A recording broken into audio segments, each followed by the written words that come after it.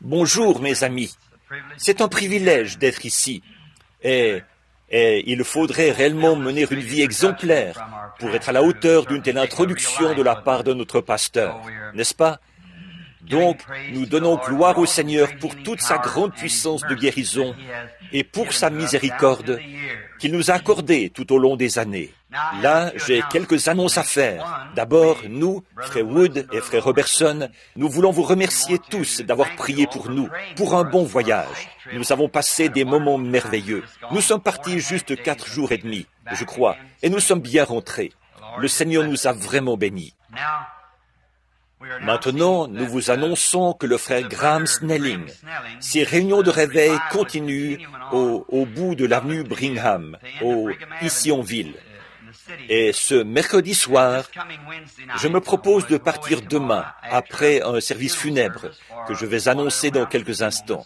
Nous vous informerons mercredi soir. Nous voulons nous rendre en délégation, aller tous voir frère Graham avant qu'il termine ses réunions là-bas. Nous allons essayer de réunir toute l'Église si possible et aller en délégation rencontrer, être avec frère Graham dans l'une de ces réunions. Et maintenant, cet après-midi, au centre funéraire de Charlestown, il y a une certaine Madame Colvin qui autrefois venait ici à l'église, il y a bien des années de ça. À 74 ans, elle a quitté cette vie hier pour aller auprès du Seigneur Jésus. C'est monsieur le révérend McKinney qui doit prêcher à ses obsèques, prévues pour lundi. Il était autrefois pasteur de l'église méthodiste à Port Fulton. Il l'a été pendant bien des années, et c'était un ami intime de la famille. Je dois le seconder lundi à, je crois, 13h30, à la chapelle, à Charlestown, dans l'Indiana. Et vous tous, qui êtes des amis de la famille Colvin, je sais qu'ils aimeraient recevoir un peu d'encouragement en ce moment, ou une petite poignée de main. En effet, nous savons tous ce que c'est, nous qui sommes passés par là, qui avons nous-mêmes été dans ces vallées. Nous savons ce que représente la perte d'un ami. Donc, elle repose maintenant dans la chapelle à Charlestown, dans l'Indiana. Si vous y allez cet après-midi, eh bien, la famille Colvin l'appréciera, j'en suis certain.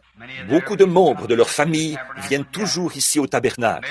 J'ai marié, enterré, baptisé pratiquement toute leur famille. Donc, c'est monsieur Grayson, qui était autrefois son voisin tout près d'ici, qui est l'entrepreneur des pompes funèbres là-bas. Et ce soir, si le Seigneur le veut, ce soir nous essayerons de poursuivre ceci à partir de l'endroit où nous nous arrêterons ce matin, dans cette grande étude que nous faisons maintenant. Donc, je pense que c'était ça les annonces, pour autant que je sache. Et mercredi soir, là, nous annoncerons quel soir nous irons là-bas, être avec frère Graham. Nous souhaitons la bienvenue à tous les nouveaux venus parmi nous. Nous sommes heureux de votre présence ici ce matin et nous prions que Dieu vous bénisse très abondamment aujourd'hui pendant ce rassemblement. Frère Cox vient de me dire que le système de sonorisation ne fonctionne pas bien en ce moment. C'est peut-être dû au temps, c'est possible. Il y a beaucoup d'humidité dans les haut-parleurs, là. Et ils ne sont pas très bons au départ. Alors il se peut que ce soit la raison. Comme je vois, assise ici, une sœur que je connais, la sœur Argenbright.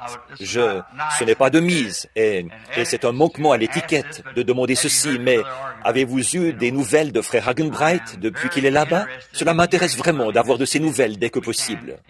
Il est en Suisse et en Allemagne, dans des réunions là-bas avec frère Tommy Hicks et Paul Quint.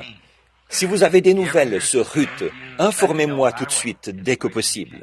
Maintenant, dans ce petit tabernacle, nous n'avons pas de membres comme tels, mais nous avons de la communion fraternelle. Nous n'avons pas d'autre credo que Christ, pas d'autre loi que l'amour, pas d'autre livre que la Bible.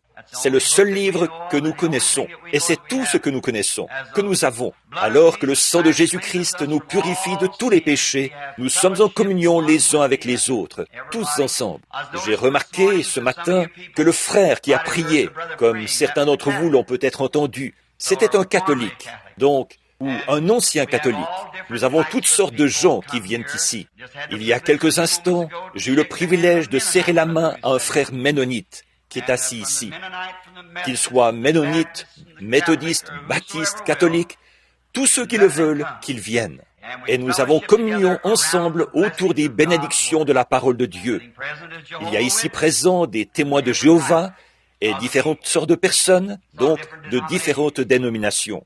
Autrefois, j'aimais, j'aime toujours l'Ouest. J'aime les chevaux et le bétail. J'ai grandi dans une ferme et j'aime ça. Et autrefois, nous faisions le rassemblement du bétail. J'y allais avec eux et nous avions une clôture à bétail. Je ne sais pas si vous qui êtes de l'Est, vous savez ce qu'est une clôture à bétail. C'est quand on met le bétail dans la forêt. On a une clôture pour l'empêcher de dériver, comme ils disent, de redescendre vers les ranchs. Les bêtes mangeraient l'herbe qu'on fait pousser là comme fourrage d'hiver. Et puis, là-haut, dans la montagne, on a aussi des clôtures à bétail, où on fait une répartition des femelles et des mâles, et tout. On appelle ça une clôture à bétail. Mais la clôture à bétail principale, c'est celle où se tient l'inspecteur, pendant que les bêtes passent. Et bien des fois, j'ai passé la journée là-bas. Je m'asseyais sur ma selle et je regardais passer les bêtes. Il y en avait de toutes sortes de marques qui entraient là. Il y avait les Diamond, il y avait les Bar X, il y avait les nôtres, c'était les Tripod. La marque ressemblait à l'emblème des éclaireurs. L'autre gars à cheval un peu plus loin, ses bêtes à lui, c'était les Turkey Trap. Ils avaient toutes sortes de marques différentes pour reconnaître leurs bêtes quand ils les faisaient sortir. Or, la marque des bêtes, ça, l'inspecteur, ça ne l'intéressait pas tellement. Mais ce qui intéressait l'inspecteur, c'était cette étiquette qu'elles avaient dans l'oreille. C'est ça qu'il regardait. Tous ceux qui entraient là, peu importe la marque, il fallait que la bête soit une Hereford de race pure. Seuls les Hereford pouvaient entrer. Il fallait que ce soit un cheptel enregistré. Sinon, il ne passait pas. Je pense qu'en ce jour-là, quand le Seigneur reviendra, il ne va pas prêter attention à la marque que nous portons, mais s'assurer que nous sommes tous des chrétiens nés de nouveau. C'est vrai. Voilà la race de Christ. C'est le test du sang qui va démontrer ce que nous sommes tous des chrétiens. Et si nous allons être comme ça là-bas, nous ferions bien d'être comme ça ici aussi. Vous ne trouvez pas? Et c'est comme ça. Nous apprécions toute la communion fraternelle de toutes ces différentes églises. Présentement, nous étudions cette épître bénie, l'épître aux Hébreux. Un frère a tellement aimé ça qu'il est en train de produire, à partir des bondes, un recueil d'exposés sur le sujet. Maintenant, nous allons bientôt arriver au chapitre 11. Nous comptons passer l'hiver là-dessus, sur le chapitre 11. Pour chacun de ces personnages, nous désirons parcourir le livre et relier tous les passages de l'Écriture ensemble. C'est ce que j'avais l'intention de faire. C'est d'ailleurs ce que je fais en partie avec ceci, avec ces chapitres précédents, pour relier tout le livre. En effet, vous voyez, l'Écriture doit se prouver par l'Écriture. Par conséquent, s'il y a une contradiction, si quelqu'un pense que les Écritures se contredisent entre elles, c'est une erreur. Aucune Écriture ne contredit l'autre Écriture. La contradiction provient peut-être de ce qu'elle contredit notre point de vue à nous, mais elle ne se contredit pas. Cela fait maintenant bientôt 26 ans que je suis dans le ministère, et je n'ai jamais, pas une seule fois, trouvé une chose dans la Bible qui contredisait une autre chose écrite dans la Bible. Et je sais bien que ça ne s'y trouve pas. Et aujourd'hui, nous étudions l'un des chapitres les plus bénis d'Hébreux, le chapitre 7. Si quelqu'un n'a pas de Bible et aimerait suivre la lecture des passages, nous vous apporterons volontiers une Bible. Vous n'avez qu'à lever la main. Je demanderai à quelques anciens, à quelqu'un, de venir en prendre quelques-unes ici. Il y a des gens qui lèvent la main, là au fond. Merci, frère. Si vous voulez une Bible, levez simplement la main et on vous l'apportera.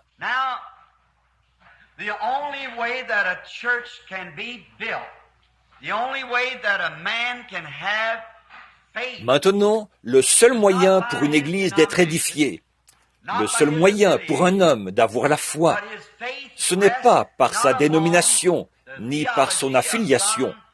Au contraire, sa foi ne se fonde pas sur une théologie basée sur les idées d'un homme, parce que tout ça, finalement, ça vient de l'homme.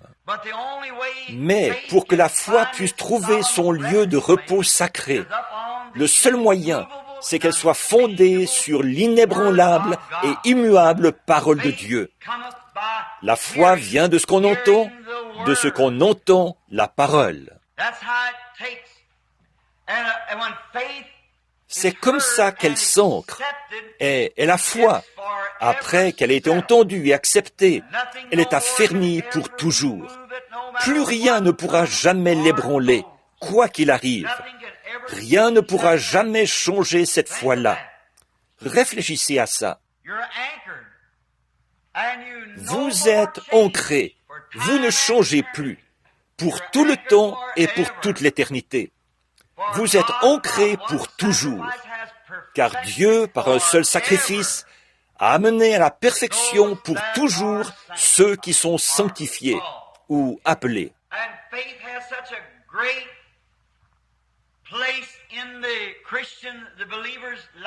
La foi occupe une place si importante dans la vie du chrétien, du croyant, qu'elle peut prendre position à côté d'une tombe boueuse ou au-dessus d'un cercueil où se trouve un précieux bébé ou un être chéri qui est passé de cette vie-ci à l'au-delà. Et avec la gravité du regard d'un œil d'aigle, regardez vers celui qui a dit « Je suis la résurrection et la vie ». Et ils oublient les choses du passé. Ils courent vers le but de la vocation céleste. Je suis si heureux que Dieu ait pourvu, qu'il ait fait de cela un don gratuit, offert à tous. Voilà ce que les églises doivent être. Des églises, ça ne veut pas dire des dénominations ou des organisations. Ça veut dire des groupes de gens, de croyants, qui se sont rassemblés, unis dans la communion de la parole.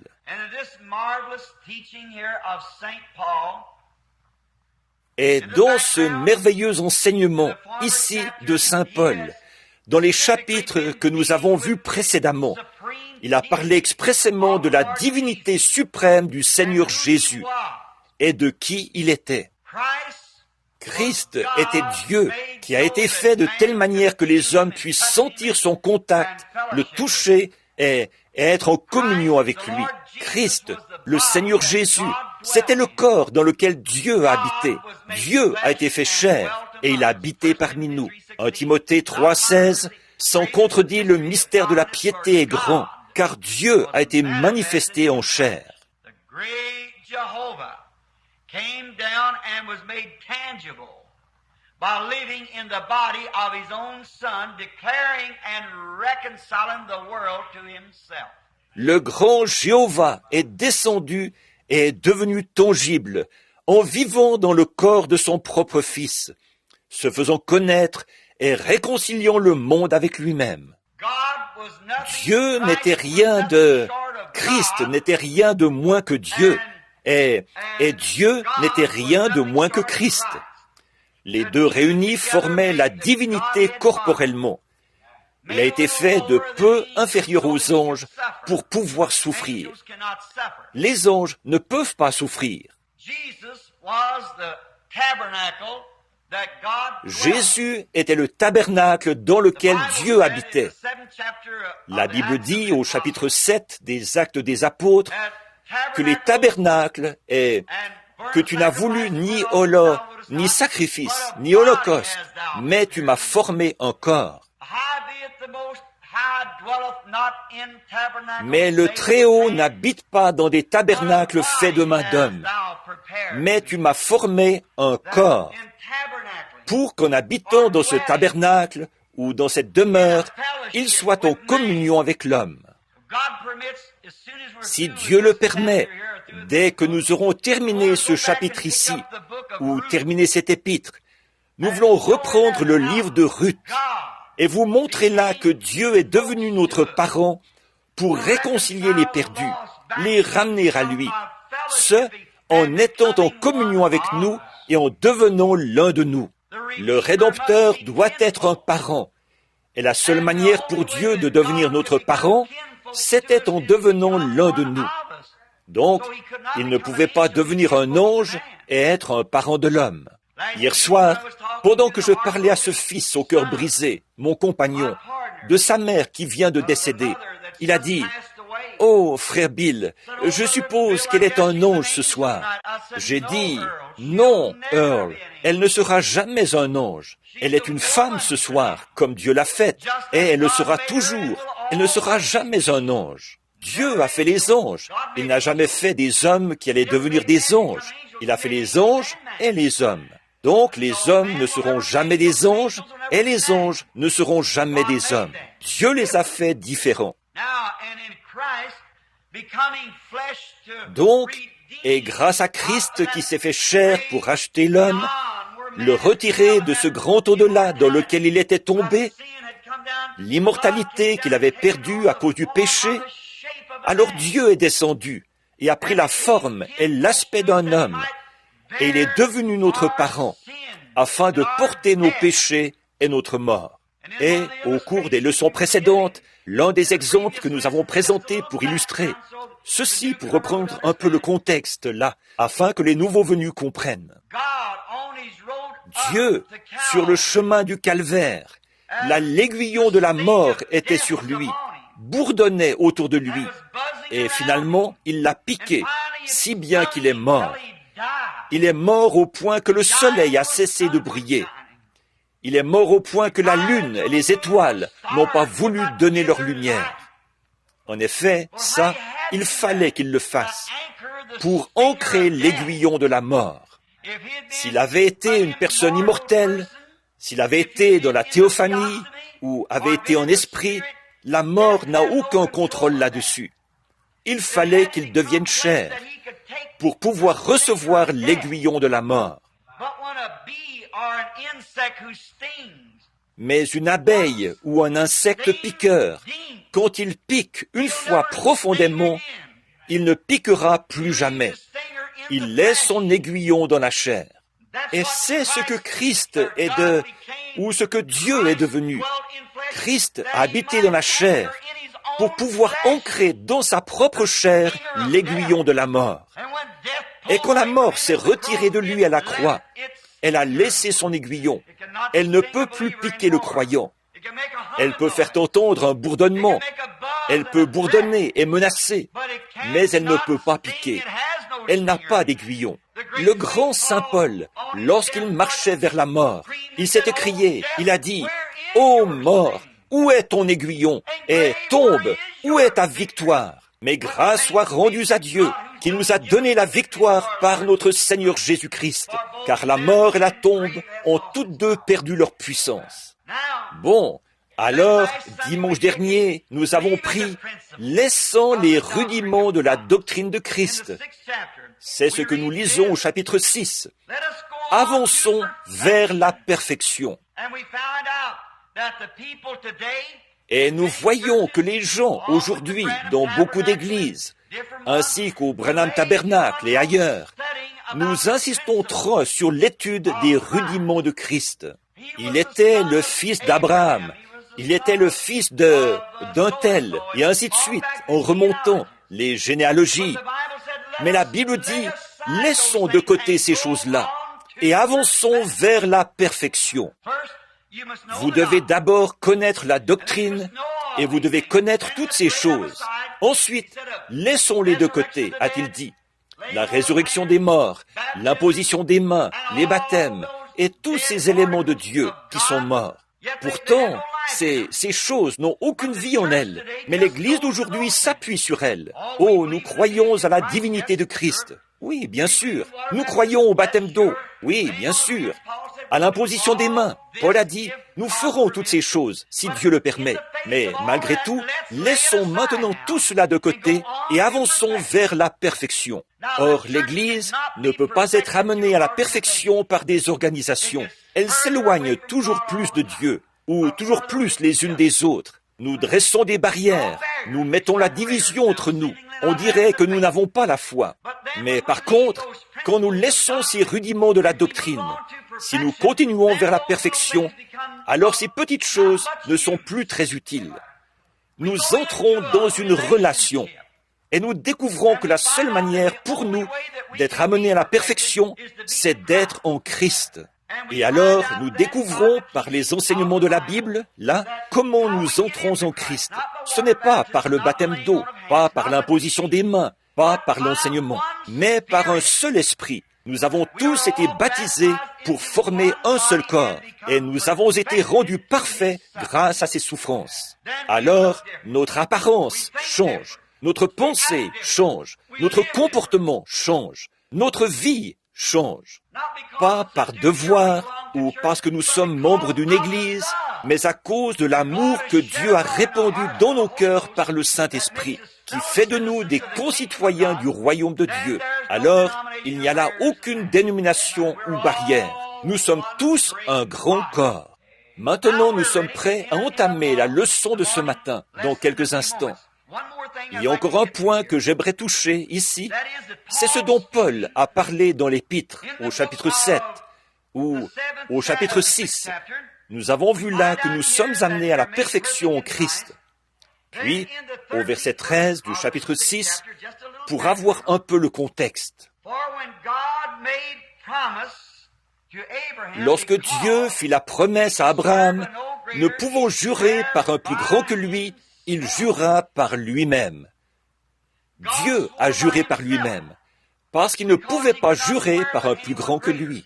Maintenant, nous voulons revenir en arrière. Prenons Galates pendant quelques instants. Revenez à l'Épître aux Galates et prenez Galates 3:16. Nous allons lire pendant un instant, ici, voir par quoi il a juré. Or, les promesses ont été faites à Abraham et à sa postérité. Il n'est pas dit « et aux postérités » comme s'il s'agissait de plusieurs, mais en tant qu'il s'agit d'une seule, à la postérité, c'est-à-dire à Christ. Maintenant, si vous remarquez, en faisant une lecture attentive, là, pendant que vous lisez, les promesses, au pluriel, ont été faites à Abraham et à sa postérité, au singulier. Abraham est sa postérité. Or, la postérité d'Abraham, c'était un seul, c'était Christ, préfiguré par Isaac. Mais Abraham a eu beaucoup d'enfants. Il en a eu un avant d'avoir Isaac, ce qui montrait l'erreur, l'incrédulité de Sarah, qui, pensant qu'elle était trop âgée, voulait qu'Anne mette au monde cet enfant, et que Dieu contourne ainsi cet obstacle en employant un autre moyen que celui qu'il avait promis. Mais Dieu tient sa promesse. Peu importe combien cela peut paraître déraisonnable, Dieu est tenu d'accomplir sa promesse. Et Sarah a pensé que peut-être elle pourrait faire en sorte qu'Anne, ou plutôt qu'Agar, sa servante, donne naissance à un bébé par Abraham, et qu'elle prendrait l'enfant. Et c'est devenu Ismaël, qui a été une écharde dans la chair, depuis ce moment-là jusqu'à aujourd'hui. C'est toujours une écharde dans la chair, car c'est de là que sont sortis les Arabes, et ils ont toujours été comme ça. Or, si, à un certain moment, vous refusez de croire la parole de Dieu toute nue, et que vous adoptez une autre foi, ce sera une écharde dans votre chair à partir de ce jour-là. Acceptez simplement ce que Dieu a dit. S'il l'a dit, c'est exactement ce qu'il veut dire. Oh, béni soit son nom. Acceptez simplement sa parole. Peu importe par quoi on essaie de la contourner en disant « Eh bien, ça ne veut pas vraiment dire ça. Ça veut dire exactement ce que ça dit. » Quand Dieu fait une promesse. Maintenant, si nous remarquons bien, les promesses ont été faites à Abraham et à sa postérité. D'une part, il y avait la postérité, au singulier, et d'autre part, il y avait les promesses. Il y a plus d'une promesse et plus d'une personne incluse dans la postérité d'Abraham. Voyez, il y a une postérité, mais beaucoup de personnes qui forment cette postérité. Voyez, elle ne s'adressait pas seulement à Abraham, ni seulement à Isaac, mais elle s'adressait à toute la postérité d'Abraham. Les promesses ont été faites à chaque semence individuelle de cette postérité. Vous saisissez? Par conséquent, nous, étant morts en Christ, selon les Écritures, nous devenons la postérité d'Abraham et sommes héritiers selon la promesse. Pas en devenant membres de l'Église, ou en mettant en place des éléments morts, ou ce genre de choses, mais en naissant de l'Esprit de Christ. Nous sommes la postérité d'Abraham et sommes co-héritiers avec lui dans le royaume. Alors, nous poursuivons notre lecture, là, encore un peu maintenant. Dieu qui fait un serment. Maintenant, le verset 17 du chapitre 6. C'est pourquoi Dieu, voulant montrer avec plus d'évidence, aux héritiers de la promesse l'immutabilité de sa résolution, intervint par un serment. Oh, arrêtons-nous là pendant quelques minutes. Dieu voulant montrer avec plus d'évidence, pas parce qu'il était obligé de le faire, mais pour rendre cette chose-là encore plus sûre. Maintenant, nous avons déjà vu que Dieu s'est fait chair, qu'il a habité parmi nous, et de quelle manière il s'est manifesté au monde. Quand il a trouvé la femme prise en adultère, il a dit, « Je ne te condamne pas, va, ne pêche plus. » Quand il a trouvé les malades, il a agi exactement comme il se devait d'agir, car il était Dieu et il guérissait les malades, il ressuscitait les morts, il pardonnait les péchés, peu importait le genre et le nombre, et à quel point les gens avaient rétrogradé, il leur pardonnait quand même, pourvu qu'ils soient disposés à venir le lui demander. Maintenant, remarquez, si Dieu, à un moment donné, a agi en fonction d'une certaine circonstance, alors si cette même circonstance se présente de nouveau, il doit agir la seconde fois comme il l'a fait la première fois. Sinon, il est injuste. Voyez? Peu importe à quel point vous êtes dans le péché, jusqu'où vous vous êtes enfoncé, il doit agir envers vous comme il l'a fait envers cette femme qui était tombée. Sinon, il a mal agi à ce moment-là. Le comportement de Dieu, c'est sa personne. Et son comportement, c'est ce qui fait connaître sa personne. Et c'est la même chose pour vous. Votre comportement dans la vie indique ce que vous êtes. Comme nous avons vu cela, et en avons parlé, une ou deux leçons en arrière, les méthodistes ont voulu soutenir. Quand vous poussez des cris de joie, vous l'avez. Les pentecôtistes disent, quand vous avez parlé en langue, vous l'avez. Les trembleurs ont dit, quand vous tremblez, vous l'avez. Les trembleurs de Pennsylvanie. Et nous voyons qu'ils ont tous tort. C'est votre vie qui le déclare. C'est votre personne qui déclare ce que vous êtes. On reconnaît un homme à ses œuvres, à la vie que vous menez. Vous avez entendu ce qu'on raconte depuis longtemps. Votre vie parle tellement fort que je ne peux pas entendre vos paroles. Alors ce que vous êtes, vous l'êtes. La vie que vous vivez montre quelle sorte d'esprit est en vous. D'autre part, il se peut que vous imitiez la chose fausse, ou imitiez la chose juste, devrais-je dire. Il se peut que vous imitiez un chrétien. Mais après un certain temps, le moment viendra où une pression sera exercée. Et alors, ça montrera ce que vous êtes. La solidité d'une chaîne se mesure à son maillon le plus faible. Quand Christ, le Fils de Dieu, a été mis à l'épreuve, ça a montré ce qu'il était. Certainement. Quand vous serez mis à l'épreuve, ça démontrera ce que vous êtes. Votre vie reflète toujours ce qui est à l'intérieur de vous. Assurez-vous que vos péchés ne vont pas vous atteindre après un certain temps. Et c'est ce que nous essayons de dire. Jésus a dit dans Jean 5, 24, « Celui qui écoute, pas celui qui tremble, celui qui parle, celui qui écoute ma parole et qui croit à celui qui m'a envoyé, a la vie éternelle et ne viendra jamais en jugement, mais il est passé de la mort à la vie. » C'est votre foi. Et votre foi, confessée par vos lèvres, manifeste quelque chose pour les gens qui peuvent entendre. Mais votre vie, elle, est ouverte devant tous. Alors, peu importe combien vous essayez de simuler ceci et de faire ceci, ça ne marchera jamais. Il faut que ce soit en vous. C'est ça le vrai fond de toute l'histoire. Votre foi personnelle au Christ ressuscité, en tant que votre sauveur, et il est à la droite de Dieu, agissant à votre place ce matin, pendant que vous agissez à sa place comme témoin ici-bas. Un témoin doit agir à la place de quelqu'un. Il vous représente comme témoin. Et comme votre vie reflète ici ce que votre témoignage est en Christ, cela se reflète là-bas et cela se reflète ici. Lui, il est là-haut et ce qu'il est pour vous se reflète aux deux endroits, là-bas et ici. Donc c'est par votre foi que vous êtes sauvés et par elle seule. Alors, les sensations, les émotions, les sentiments, n'importe quoi, ça n'a absolument aucune place là-dedans. Maintenant, ne vous faites pas une idée fausse que je ne crois pas à ces émotions. Bien sûr que oui, mais ce sur quoi nous insistons maintenant, ce que nous voulons vraiment faire entrer dans la tête des gens d'aujourd'hui, ce ne sont pas les émotions. Le diable a pris ces choses et s'est déchaîné contre les gens, les amenant à se fier à une émotion pour déterminer leur destination éternelle. Pousser les cris de joie, parler en langue, aller à l'église tous les dimanches, agir comme un chrétien, ça n'aura aucun poids ce jour-là.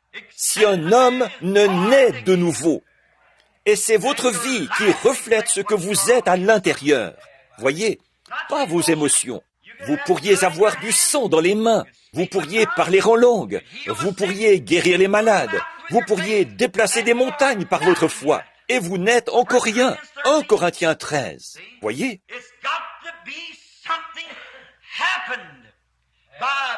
Il faut qu'il se soit passé quelque chose par une naissance qui vient de Dieu.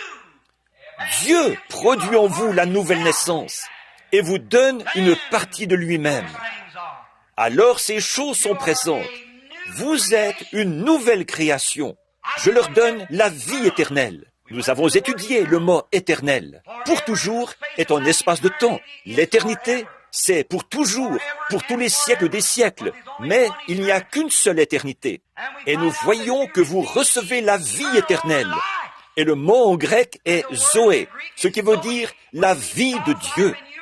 Alors vous recevez une partie de la vie de Dieu, ce qui fait de vous un fils spirituel de Dieu.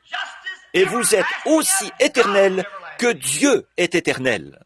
Vous n'avez pas de fin, pas d'endroit où vous arrêtez, parce que vous n'avez pas eu d'endroit où vous avez commencé. Tout ce qui a un commencement a une fin, et ce qui n'a pas de commencement n'a pas de fin. Combien nous aimons cette précieuse parole! Combien le chrétien devrait être affermi dans la foi qui a été transmise aux saints une fois pour toutes, et ne pas être ballotté d'un endroit à l'autre et adhérer à différentes églises. Quelle que soit l'église à laquelle vous voulez vous rattacher, c'est bien, pourvu que vous soyez un chrétien. Mais commencez par le commencement, c'est-à-dire par cette naissance qui fait de vous un parent de Dieu, tout comme Dieu est devenu votre parent. Il est devenu votre parent pour qu'il puisse vous ressusciter.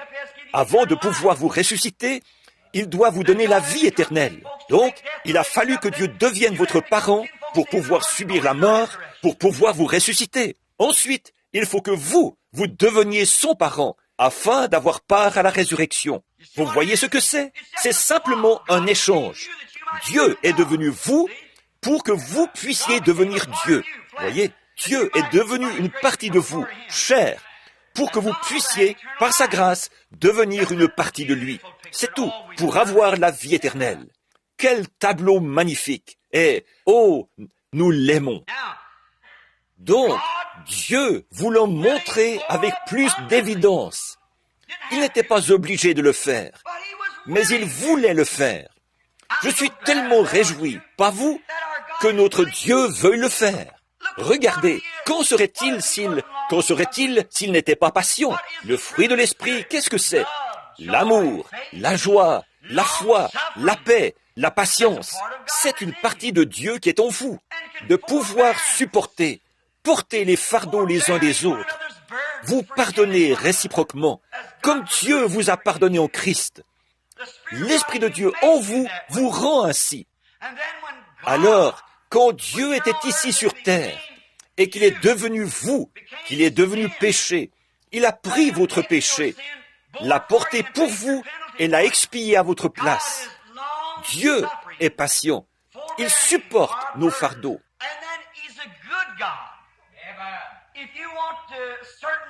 Et puis, il est un Dieu bon. Si vous voulez que certaines choses se fassent à votre manière, vous savez, Dieu est assez bon pour faire ça. Il aime vous rendre heureux. Il veut, il est amour, et son grand amour le presse, même parfois à fléchir, pour vous accorder les choses que vous voulez. Regardez Thomas, après la résurrection. Thomas ne voulait pas croire. Oh, il a beaucoup d'enfants aujourd'hui. Mais Thomas a dit, non, non, il faudra que j'ai une preuve. Il faudra que je mette mes mains dans son côté et danser mes doigts là, dans ses mains, avant de croire ça. Moi, peu m'importe ce que vous dites. Voyez, déjà là, il était complètement dehors de l'ordre biblique.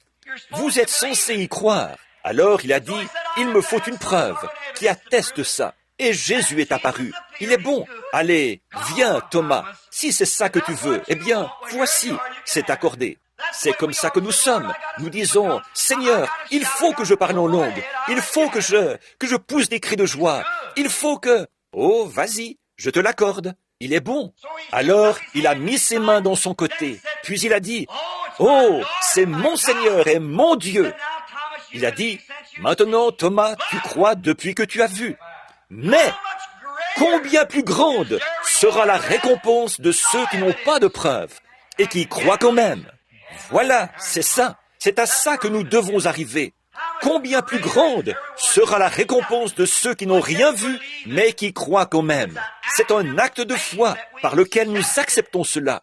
Bon, je crois que les signes accompagnent les croyants, mais commençons par le commencement. On peut avoir les signes sans avoir ceci. Paul l'a dit. Il a dit, j'aurais beau parler les langues des hommes et des anges, je ne suis rien. J'aurais beau déplacer des montagnes par ma foi, je ne suis rien. J'aurais beau comprendre la Bible, si bien que je connaisse tous les mystères de Dieu, je ne suis rien. Voyez, ça, ce sont des dons du Saint-Esprit sans le Saint-Esprit. Le Saint-Esprit, c'est Dieu. Dieu est amour, joie, paix, longanimité, bonté, patience. Voilà l'Esprit de Dieu. Voilà ce que Dieu produit dans les derniers jours par cet Esprit. Donc, Dieu voulant montrer avec plus d'évidence aux héritiers de la promesse, Dieu voulant montrer plus aux héritiers. Qui sont les héritiers? Nous, étant morts en Christ, nous devenons la postérité d'Abraham et sommes héritiers. Oh, est-ce que ça pénètre? Nous sommes héritiers du royaume de Dieu, car il en a fait la promesse en jurant. Dieu n'était pas obligé de jurer, sa parole est parfaite. Mais en plus, il a juré par lui-même, parce qu'il n'y avait personne de plus grand que lui. Continuons notre lecture pendant un instant. Écoutez, la promesse de l'immutabilité de sa résolution intervint par un serment.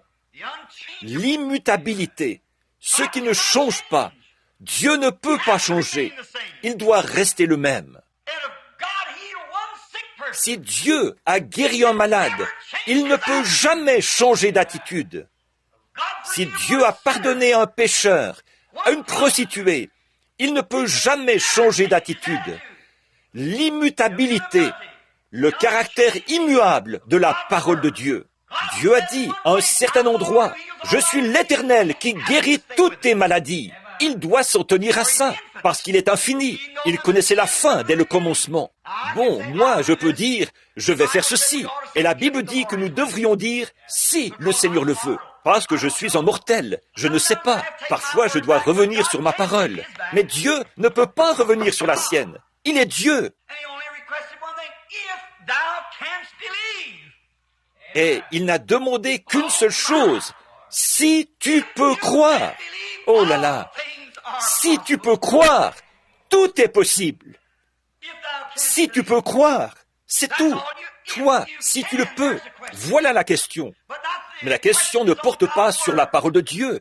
Parce que, du fait de son immutabilité, Dieu ne peut pas changer. Comme c'est merveilleux. Maintenant écoutez, pendant que nous continuons à lire. Afin que, par deux choses immuables, dans lesquelles il est impossible que Dieu mente. Impossible. Une impossibilité et l'immutabilité. C'est pratiquement le même mot. Ça ne peut pas changer, ça ne peut pas bouger. Ça doit rester pareil pour toujours. Ça ne peut pas être changé. l'immutabilité et l'impossibilité, et par deux choses immuables dans lesquelles il est impossible que Dieu monte. Nous avons deux choses? Oui. La première, sa parole a dit qu'il le ferait. La deuxième, c'était le serment par lequel il a juré qu'il le ferait. Oh là là! Quel genre de personnes devrions-nous être? Pourquoi devrions-nous être ballottés et courir ça et là, et accepter les choses du monde, et agir comme le modèle 1957 de ce christianisme moderniste? Ce que nous voulons, c'est être du genre ancienne mode, qui prend Dieu au mot et qui appelle les choses qui ne sont point comme si elles étaient. Si Dieu l'a dit, c'est réglé. Abraham, à qui la promesse a été donnée, à lui et à sa postérité, il a appelé les choses qui n'étaient point comme si elles étaient. En effet, c'était la promesse de Dieu, et il savait que Dieu ne pouvait pas mentir. Il lui avait promis cela, et il y a cru. Et au fil des ans, pour l'œil naturel, la promesse semblait s'éloigner toujours plus. Mais pour Abraham, elle se rapprochait. Plutôt que de faiblir et de dire, eh bien, peut-être que la guérison divine, ça n'existe pas. Peut-être que je vais juste. Peut-être que ça n'existe pas. Peut-être que je me suis fait toutes sortes d'idées fausses. Alors ça montre une chose, que vous n'êtes pas né de nouveau. Car nous avons parlé de ça dimanche dernier. C'est juste un peu avant dans le chapitre. Car il est impossible qu'un homme qui a une fois goûté les dons célestes et tout ça, qu'il tombe et se renouvelle encore et revienne à la repentance. C'est absolument et totalement impossible. Car celui qui est né de Dieu ne pratique pas et ne peut pas pratiquer le péché, parce que la semence de Dieu demeure en lui et il ne peut pécher. La semence de Dieu, c'est la parole de Dieu. La foi vient de ce qu'on entend la parole. Le sacrifice a été offert. Tout est accompli. Maintenant, si vous faites le mal, Dieu vous le fera payer. Si vous le faites, vous êtes fautif, mais vous ne le faites pas de votre plein gré. Chapitre 10, verset 47, je crois. Car si nous péchons volontairement après avoir reçu la connaissance de la vérité, mais une fois que vous êtes nés, vous avez la vérité. Non pas la connaissance de la vérité, mais vous avez accepté la vérité, et elle est devenue une réalité. Et vous êtes un enfant de Dieu, pour tout le temps et pour toute l'éternité. Dieu a juré qu'il accomplirait cela. Jésus a dit, « Celui qui écoute mes paroles et qui croit à celui qui m'a envoyé a la vie éternelle, et je le ressusciterai au dernier jour. Il ne viendra jamais en jugement, il est passé de la mort à la vie. » Alors, avec un serment comme ça, Dieu voulant que nous la recevions. Maintenant, regardez bien ce qu'il dit ici. C'est Paul qui parle à l'Église. Est impossible que Dieu mente. Nous devions trouver un puissant encouragement. Pas, eh bien, si les baptistes ne me traitent pas bien, j'irai chez les méthodistes. Voyez? Nous devions trouver un puissant encouragement. Nous, dont le seul refuge a été de saisir l'espérance qui nous était proposée. Maintenant, lisons la dernière partie. Cette espérance, nous la possédons comme une ancre de l'âme. L'espérance, le serment par lequel Dieu a juré, nous la possédons comme une ancre de l'âme, sûre et solide. Elle pénètre là, au-delà du voile. Parlons un instant du voile. On n'a pas vraiment bien développé ça dimanche soir dernier. Au-dedans du voile, le voile, c'est la chair. Le voile, c'est ce qui nous empêche de voir Dieu face à face dans cette église. Le voile, c'est ce qui nous empêche de voir les anges à leur poste ce matin, debout près des sièges. Le voile, c'est ce qui nous empêche de le voir, lui. Nous sommes cachés derrière le voile. Et ce voile, c'est la chair. Nous sommes des fils et des filles de Dieu. Nous sommes dans la présence de Dieu. Les anges de Dieu campent autour de ceux qui le craignent. Nous sommes dans la présence de Dieu tout le temps. Je ne te délaisserai point et je ne t'abandonnerai point. Je serai avec toi tous les jours jusqu'à la fin. Mais le voile, c'est la chair. C'est ce qui nous prive de sa présence. Mais grâce à l'âme, à l'esprit, par notre foi, nous savons qu'il veille sur nous. Il est près de nous. Il est ici en ce moment. À Dothan, un matin, un vieux prophète était encerclé par une armée. Et son serviteur est sorti et a dit, « Ô Père, Toute la région est encerclée par les étrangers. Élie s'est levé et a dit, « Mais, fiston, ceux qui sont avec nous sont en plus grand nombre que ceux qui sont avec eux. » Eh bien, il a cligné des yeux et regardé autour de lui. Il n'a rien vu. Il a dit, « Oh Dieu, je te prie de lui ouvrir les yeux, de retirer le voile. » Et quand le voile est tombé de ses yeux, il y avait autour de ce vieux prophète des chars de feu. Les montagnes étaient en feu, couvertes d'anges et de chars. Voilà. Oh, alors Géasi a pu dire, je comprends maintenant. Voyez, le voile était tombé. C'est ça qui fait obstacle.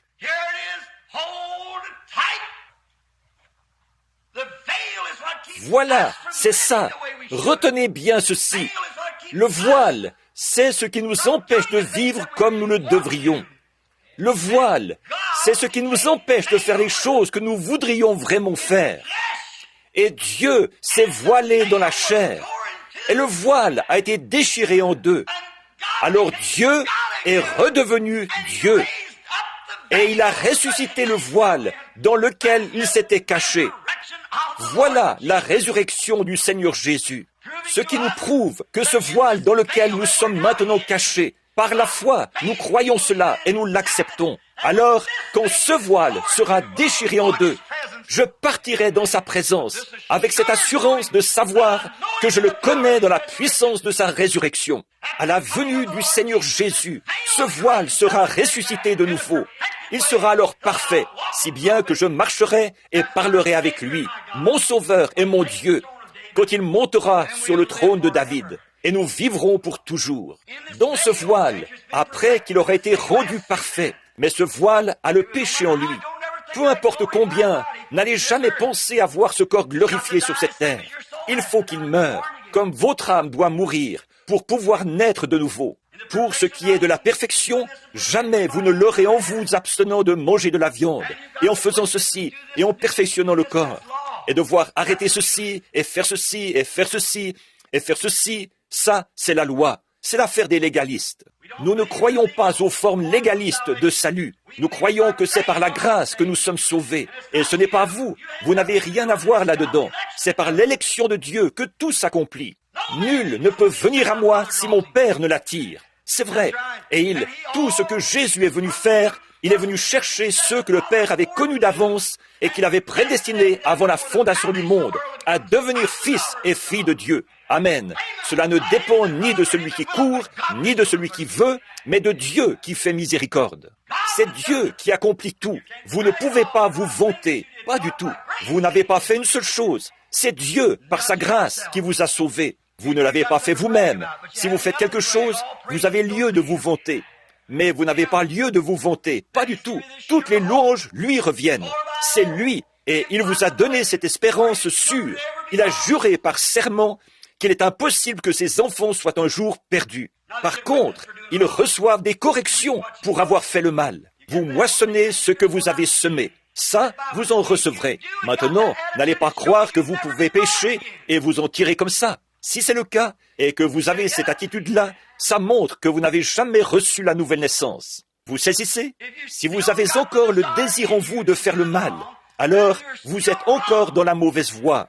Voyez, car il a amené à la perfection pour toujours ceux qui sont, et ces animaux sous l'Ancien Testament, du temps de la loi, qu'on offrait perpétuellement chaque année, ne pouvaient jamais ôter le péché. Mais quand nous posons nos mains sur sa tête, que nous confessons nos péchés et que nous naissons de nouveau de l'Esprit de Dieu, nous n'avons plus aucun désir du péché. Le péché a disparu de vous, et ça, pour tout le temps et pour toute l'éternité. Vous allez faire des erreurs, vous allez tomber, vous allez volontairement faire le mal. À un certain moment, vous allez sortir, faire certaines choses. Ça ne veut pas dire que vous êtes perdu. Ça veut dire que vous allez recevoir une correction. Mon petit garçon, des tas de fois, mes enfants, ils font des choses, les vôtres aussi, ils savent que c'est contre vos règles. Ils savent ce qui les attend quand ils le font. Ils vont recevoir une correction pour ça. Parfois une bonne, mais c'est toujours votre enfant. Bien sûr, il est impossible que cet homme soit de nouveau perdu une fois qu'il est né de la vie éternelle. Dieu ne donne pas pour reprendre ensuite. Celui qui écoute mes paroles et qui croit à celui qui m'a envoyé a la vie éternelle et ne viendra jamais en jugement, mais il est passé de la mort à la vie. Je le ressusciterai au dernier jour. C'est la promesse de Dieu. Maintenant, si vous poursuivez votre chemin en disant « Oh, eh bien, dans ce cas, je peux faire tout ce que... » Je fais toujours ce que je veux. Mais si vous êtes un chrétien, vous ne voulez pas faire ce qui est mal, à cause de la vie même qui est en vous, du fondement même. Si vous voulez faire le mal, ça montre que le mal est ici, à l'intérieur. Comment peut-il jaillir de la même source, de l'eau amère et de l'eau douce ? C'est que vous avez été complètement embrouillé par une sorte d'émotion ou quelque chose de fabuleux, une autre sensation. Oubliez ça, retournez à l'autel et dites « Oh Dieu, débarrasse-moi de mon ancienne vie de péché et mets-moi dans l'état où je dois être pour que tout mon désir, celui qui est né de Dieu, ne pratique pas le péché. » C'est vrai, il n'en a aucun désir.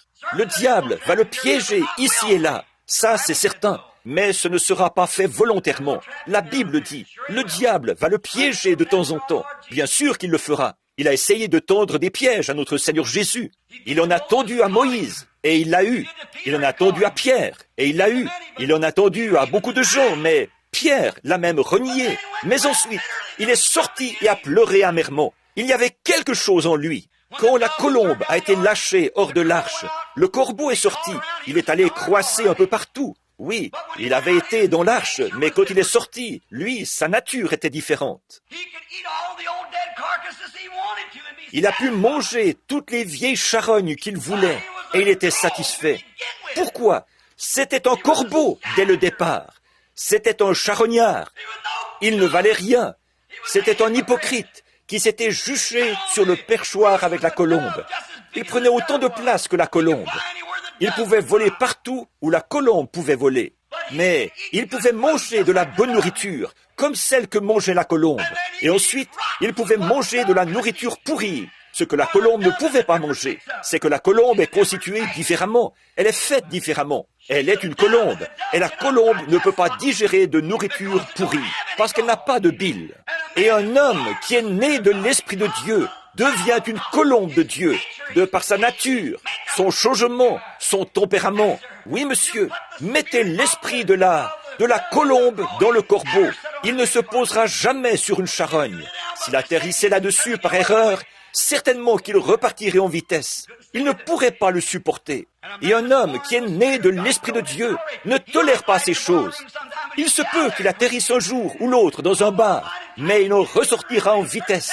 Il peut arriver qu'une femme le séduise et l'amène à se retourner, mais il détournera la tête. Il repartira de là en vitesse. Pourquoi ? Il est une colombe. C'est vrai, on ne va pas le duper, parce qu'il connaît, mes brebis connaissent ma voix, et elles ne suivront pas un étranger.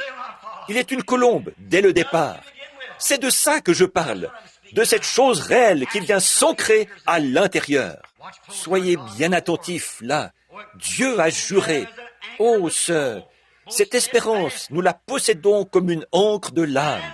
Solide, elle pénètre au dedans de ce qui est le voile. Le voile, Dieu est descendu, voilé dans la chair. Pour faire quoi ? Pour montrer ce qu'il est. Il fallait qu'il se cache, parce que nous ne pouvions pas le voir. Et il s'est caché derrière le voile. Et le voile, c'était qui ? Jésus. Ce n'est pas moi qui fais les œuvres, c'est mon Père, a dit Jésus. Mon Père demeure en moi. J'agis. Le Père agit et j'agis jusqu'à présent.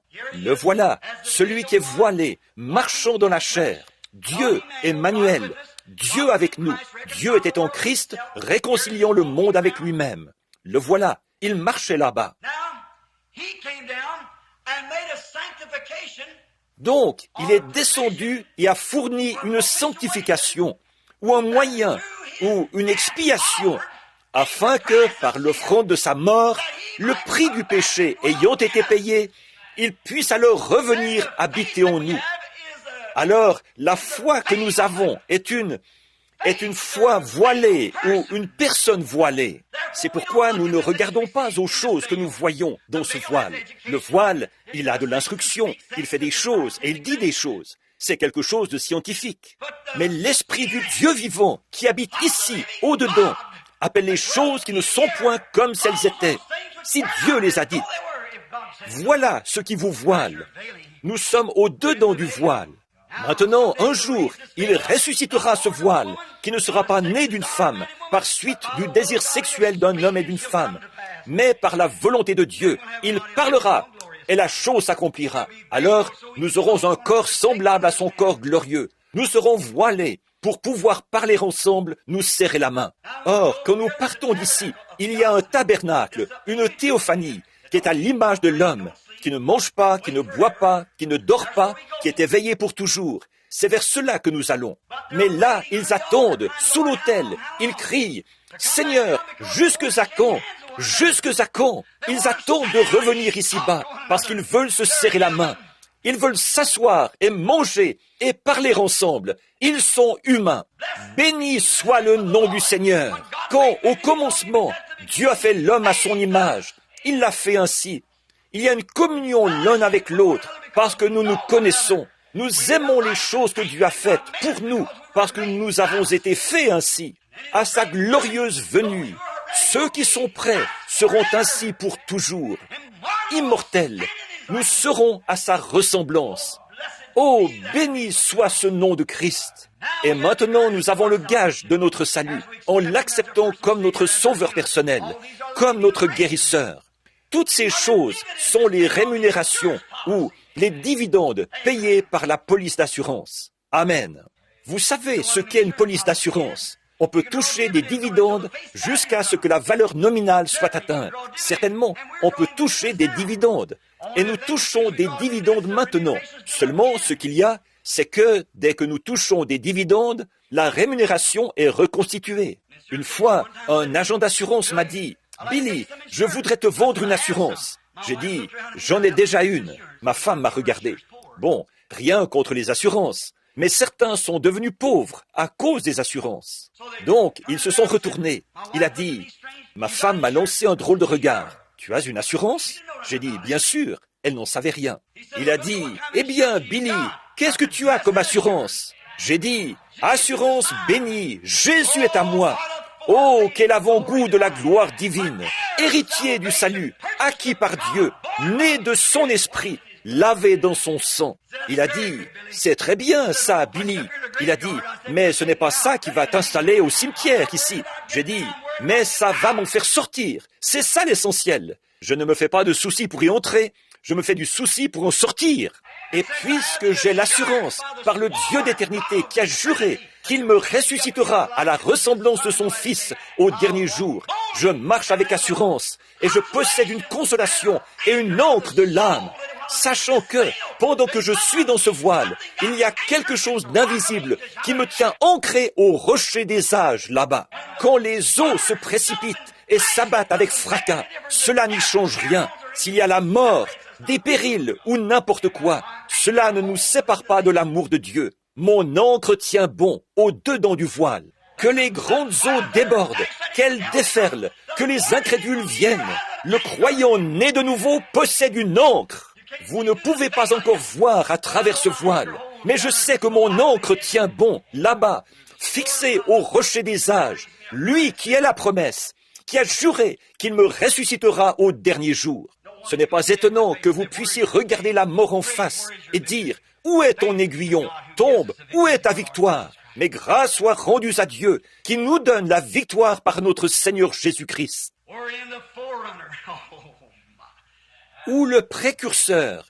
Oh là là, nous n'allons jamais arriver à la leçon. Là où, pour nous, le précurseur, un précurseur. Avez-vous déjà remarqué qu'autrefois, à l'époque de l'Ouest, j'ai souvent traversé ces vieux chemins. Il y avait le précurseur ou l'éclaireur. Quand le convoi de chariots périssait par manque d'eau, l'éclaireur courait en avant. Il voyait les tribus d'Indiens. Il les contournait. Et il voyait l'endroit où il y avait une source d'eau. Il revenait sur ses pas à toute vitesse pour dire au chef du convoi de chariots, « Faites accélérer les chevaux, que tout le monde prenne courage, car juste de l'autre côté de la montagne, il y a une grande source d'eau. C'est un précurseur. » Et ici, le précurseur. Une fois, l'homme était coincé par le diable, sous une rafale de balles. Mais quelqu'un s'est emparé du nid de mitrailleuse. C'était Jésus. Le précurseur nous a précédés. Satan se tenait là avec une mitrailleuse. Il nous avait coincés, nous maintenant toujours dans l'esclavage et dans la crainte de la mort. Il tenait cette source sous sa garde. Bien sûr, il avait reçu ce mandat parce que nous avions péché et que nous avions été chassés loin d'elle. Mais le précurseur, Christ, est entré et s'est emparé du nid. Vous avez entendu ce vieux cantique. Montez la garde, car je viens. Montez la garde. Pas question. Partons à l'assaut. Nous ne voulons pas monter la garde plus longtemps. Christ a pris la forteresse. Alléluia! La porte est ouverte. Une source est ouverte dans la maison de Dieu, dans la cité de David, pour purifier, pour la purification des impurs. Notre précurseur est entré pour nous. C'est fait. Le précurseur, il nous dit, il y a un endroit juste au-delà, là-bas, où vous ne vieillirez jamais, où il n'y aura pas de rides, où vous n'aurez pas besoin d'utiliser les produits Max Factor pour vous embellir devant votre mari. Le précurseur nous a précédés. Là-bas, ce ne sera jamais un lieu où vous vieillirez. Deviendrez là, deviendrez tremblant. Là-bas, c'est un lieu où vous ne tomberez jamais malade, où le bébé n'aura jamais de colique, où vous ne perdrez jamais une fausse ou une dent pour en recevoir une fausse. Alléluia! Oh, béni soit son nom!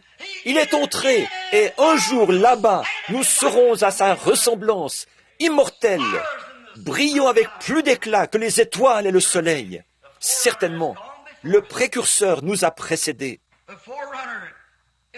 Jésus est allé, est entré pour nous comme précurseur, ayant été fait souverain sacrificateur pour toujours, selon l'ordre de Melchisédek.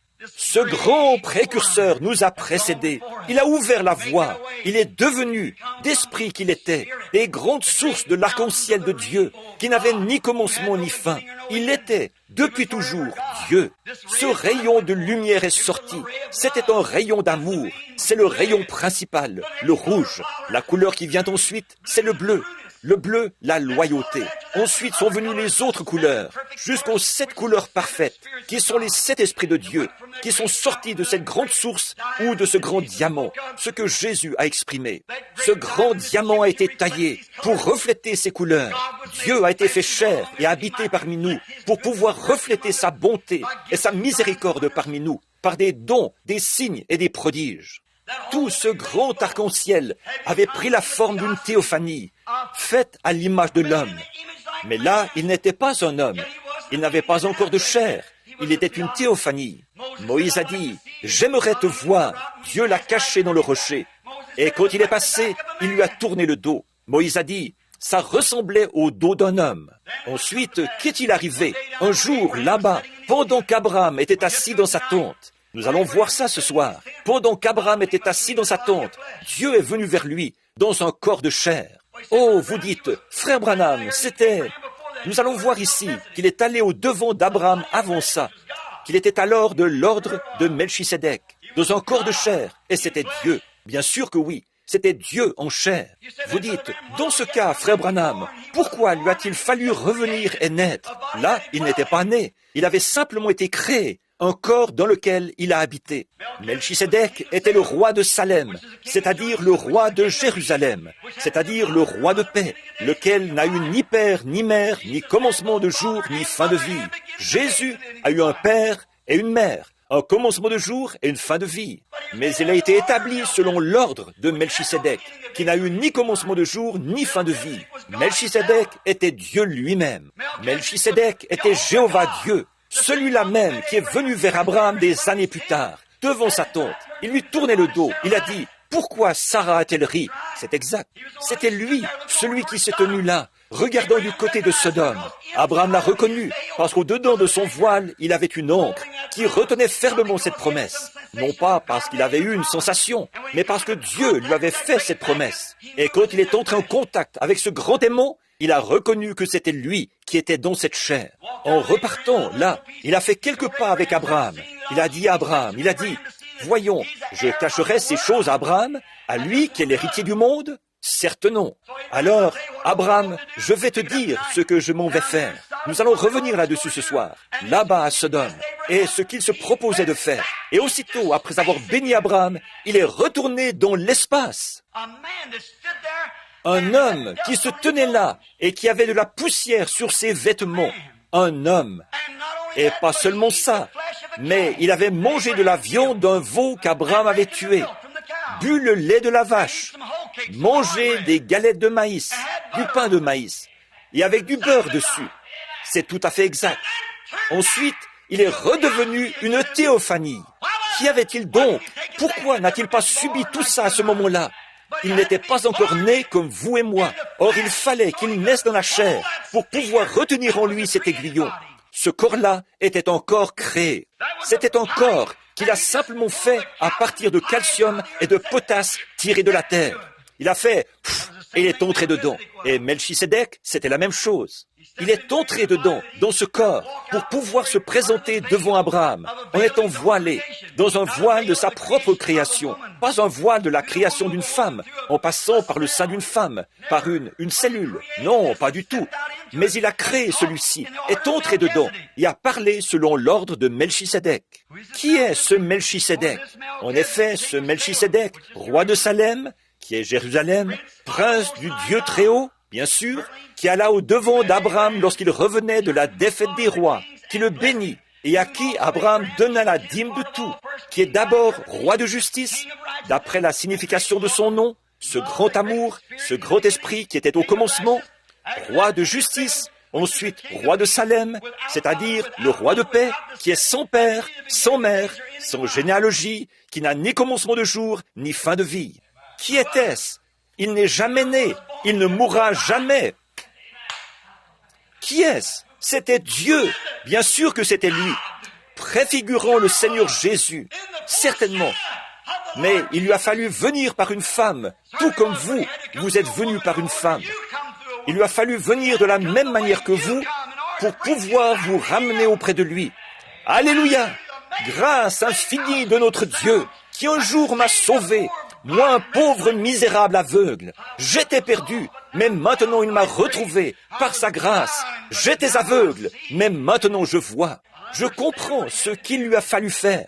Dieu est devenu moi, afin que moi, par sa grâce, je puisse devenir une partie de lui. Il a pris mes péchés, afin que, par sa justice, je puisse avoir la vie éternelle.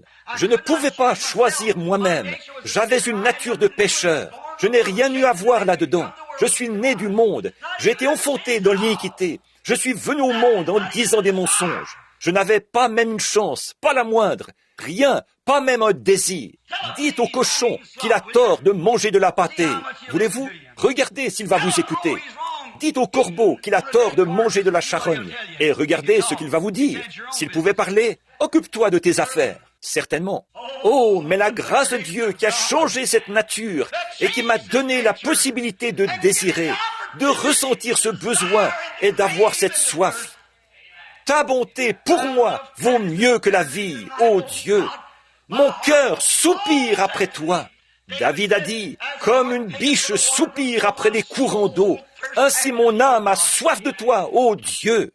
Dieu a donné cette soif à l'homme pour qu'il l'adore lui, pour qu'il l'aime, qu'il le cherche.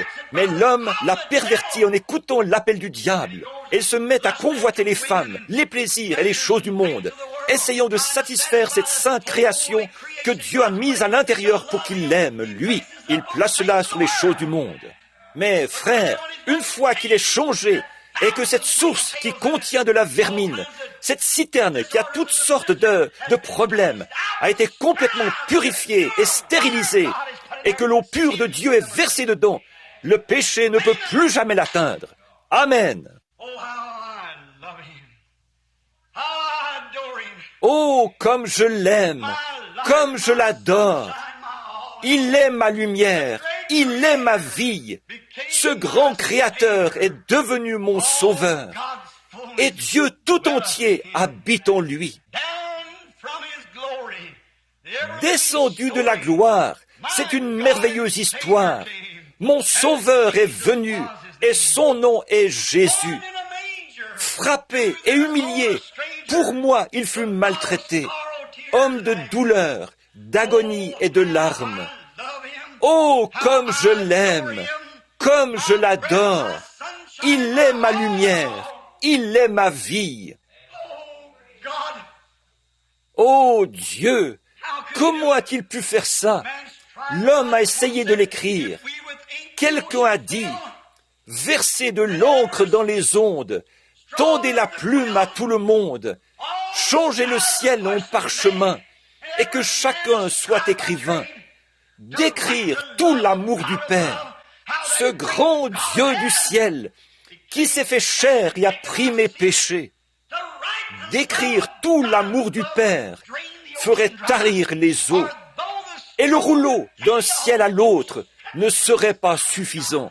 Et pour que les héritiers de ce salut aient une espérance sûre, il a juré par lui-même qu'il nous ressusciterait dans les derniers jours, qu'il nous donnerait la vie éternelle, et personne ne peut les ravir de ma main. Amen. Prions.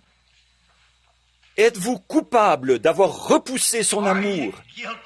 Avez-vous fui son être béni, lui, cet être glorieux, qui a fait de vous ce que vous êtes? Et vous voici ce matin, vous avez vécu votre vie jusqu'à présent, et une occasion vous est offerte.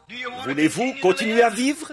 Il n'y a qu'un moyen de vivre, c'est en croyant au Seigneur Jésus. Si dans votre cœur, vous croyez qu'il est le Fils de Dieu et que vous l'acceptez comme votre Sauveur et croyez que Dieu l'a ressuscité pour votre justification, si vous voulez l'accepter sur cette base-là, c'est pour vous maintenant. Voulez-vous lever la main? Une âme impénitente qui aimerait se repentir ce matin, dire « Ayez une pensée pour moi, frère prédicateur, pendant que nous prions. Moi aussi, j'ai failli. J'ai adhéré à l'Église, mais je sais que je n'ai jamais reçu la chose dont vous parlez. Je ne suis pas encore né de cet esprit, frère Branham. Je ne l'ai pas, c'est tout. Je voudrais que vous priez pour moi, pour que Dieu me le donne ce matin. Que Dieu vous bénisse, monsieur. Y aurait-il une autre personne? Dites, « Ô Dieu, fais de moi ce que tu veux que je sois. Je veux que tu sois, je veux être comme tu veux que je sois. J'ai repoussé ton amour. » Que Dieu te bénisse, fiston, juste un instant maintenant.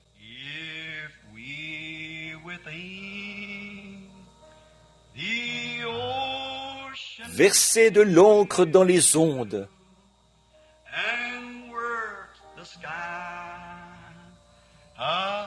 Changez le ciel en parchemin.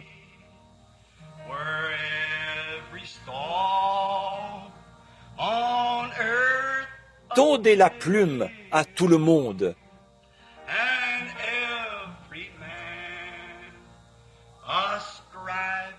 Et que chacun soit écrivain.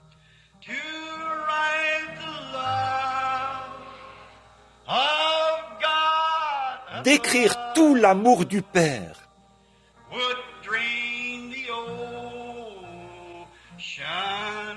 Ferait tarir les eaux.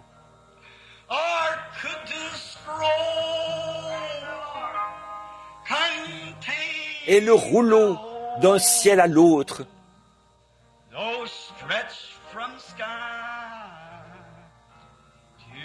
ne serait pas suffisant.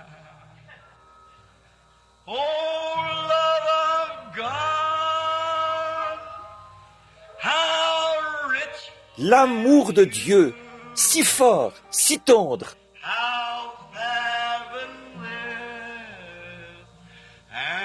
est un amour sans fin.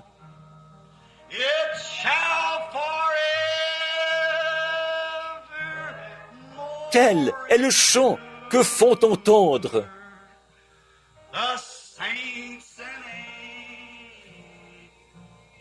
les anges et les saints.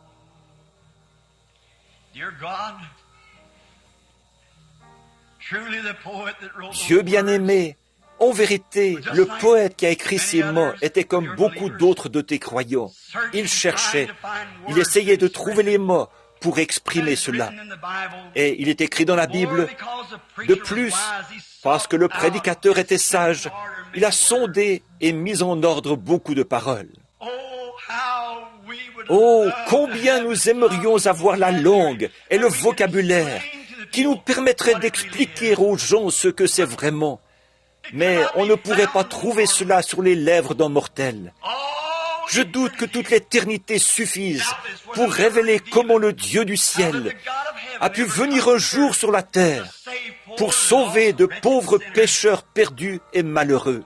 Je te prie, Père, afin que par ces quelques paroles ininterrompues ou paroles entrecoupées de ce matin, devrais-je dire, quelqu'un qui a cherché refuge ait pu trouver la paix et une satisfaction et un puissant encouragement, et puisse leur âme s'ancrer à cette promesse que Dieu a appuyée d'un serment qu'il les ressusciterait au dernier jour. Plusieurs mains se sont levées dans la salle, ici même, dans ce tabernacle. Ô Dieu, donne-leur cette solide espérance en ce moment même. Puissent-ils s'ancrer au rocher des âges. Peu importe si leurs petites embarcations sont battues et soulevées par la mer démontée, ils ont une ancre, la promesse de Dieu. C'est à cela qu'ils s'en tiennent. Dieu l'a dit, il ne peut pas mentir.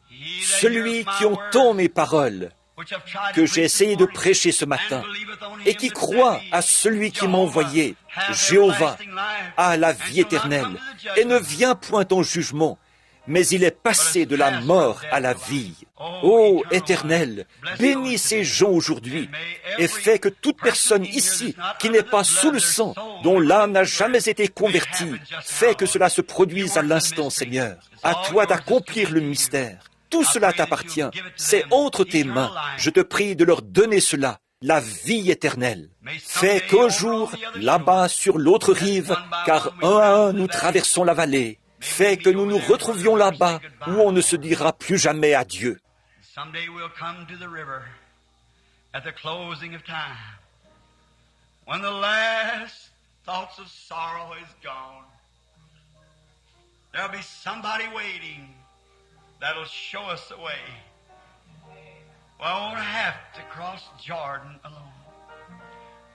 Un jour, nous arriverons au fleuve, quand le temps touchera sa fin, quand les dernières pensées de tristesse auront disparu. Quelqu'un nous attendra là-bas pour nous indiquer le chemin.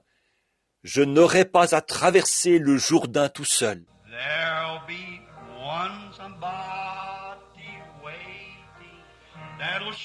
Quelqu'un m'attendra là-bas pour m'indiquer le chemin. Je n'aurai pas à traverser le Jourdain. Tous ceux qui possèdent cette espérance, levez la main maintenant en relevant la tête. Je n'aurai pas maintenant à adorer-le. Le message est terminé. N'êtes-vous pas heureux? Dieu a juré qu'il vous rencontrerait là-bas. Jésus est mort pour expier tous mes péchés. Lorsque je verrai paraître l'obscurité, que direz-vous? L'aiguillon n'est plus là.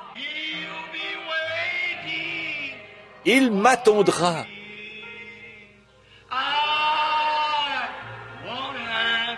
Je n'aurai pas à traverser le Jourdain tout seul.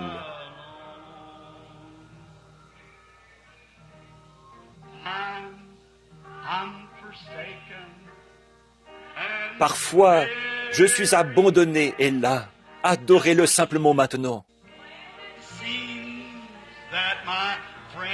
On dirait que tous mes amis sont partis. Avez-vous déjà vécu cette situation? Mais il y a une pensée qui me réconforte. Quelle était la promesse? Qui réjouit mon cœur? Je n'aurai pas à traverser le Jourdain. Maintenant, enfant de la promesse, adorez-le, car il a accompli cela.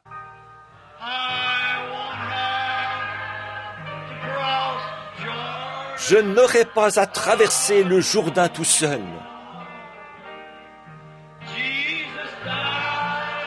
Jésus est mort pour expier tous mes péchés. Qu'est-ce qui arrive maintenant?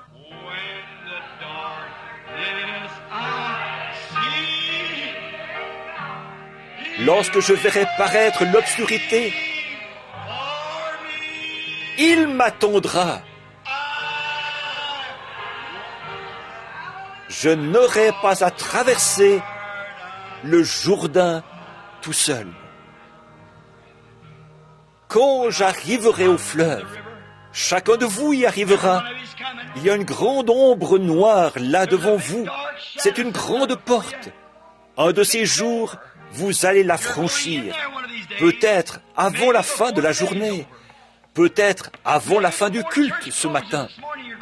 Vous allez la franchir. Chaque battement de votre cœur est un pas dans cette direction.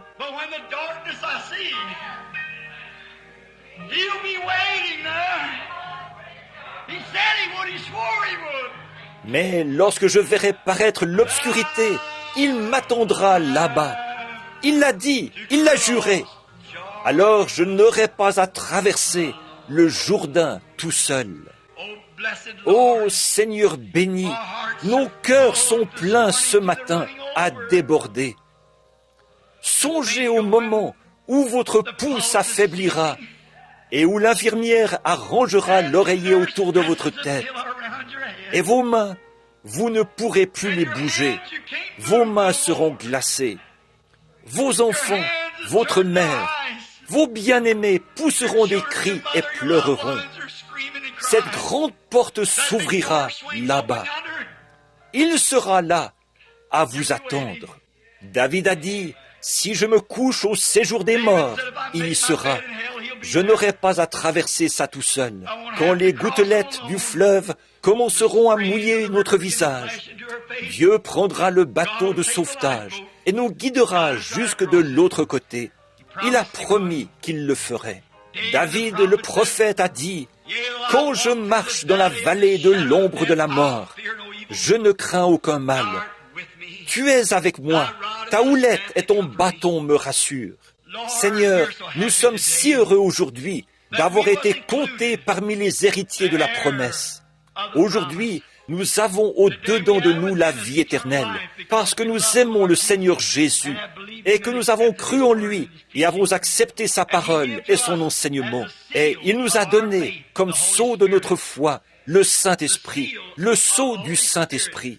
Notre foi au-dedans de nous est ancrée. Bien que souvent nous marchions au milieu d'ombres noires et que souvent nous trébuchions le long de la route, notre ancre tient bon malgré tout. Tout là-bas, semble-t-il, il y a quelque chose qui continue à nous guider, qui dit « Continue à avancer ». Nous avançons. Ô Dieu, bénis-nous. Nous avons besoin de toi. Garde-nous toujours fidèles et loyaux jusqu'au moment où tu viendras nous chercher et nous te louerons pendant les âges éternels. Et ce jour-là, quand nous nous tiendrons sur la terre, ses pieds bénis n'ont pas encore touché la terre. Il se tient là, dans les airs, et les saints et les rachetés de tous les âges, de chaque veille, la première, la deuxième, la troisième, la quatrième, la cinquième, la sixième et la septième.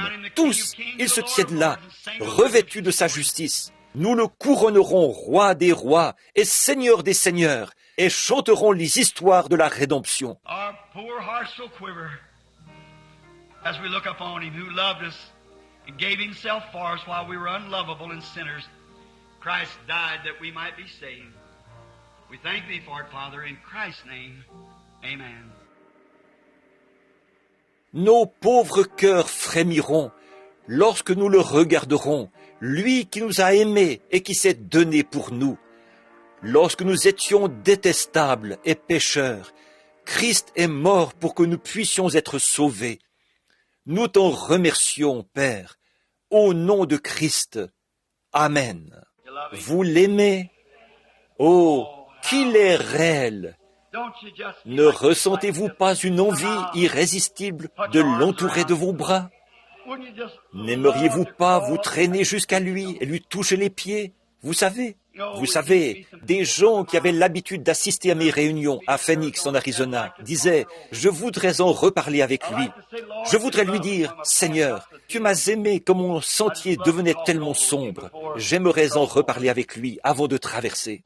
Je désire le voir. Je désire tant le voir, de penser à ce que je ressentirais, comme mon pauvre cœur frémira. Lorsque je le verrai là-bas, j'ai souvent songé, j'aurais aimé pouvoir entendre cette voix dire « Venez à moi, vous tous qui êtes fatigués et chargés, je vous donnerai du repos. » Probablement que je n'entendrai jamais ces mots-là, comme il les a prononcés à ce moment-là, mais je veux l'entendre dire « C'est le dernier jour, tu as fait du bon travail, mon bon et fidèle serviteur. Entre maintenant dans les joies du Seigneur, qui ont été préparées pour toi. » Depuis combien de temps?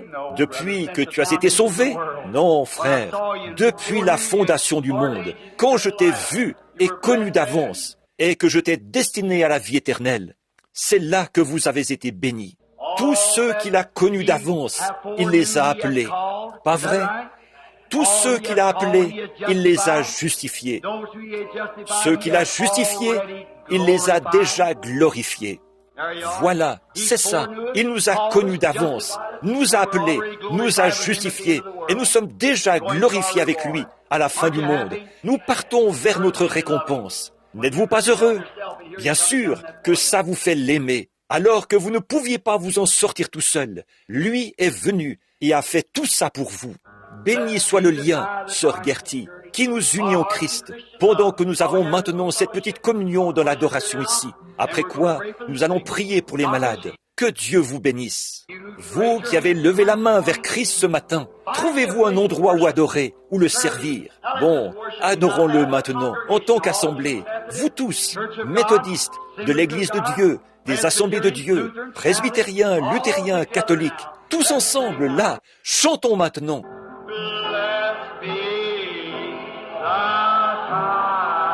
Béni soit le lien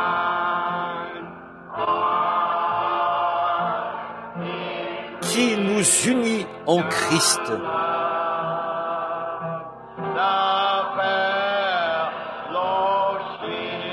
Le saint amour, l'amour divin.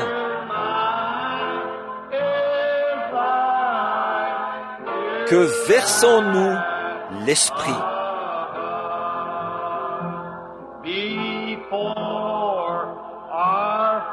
Au ciel, vers notre Dieu.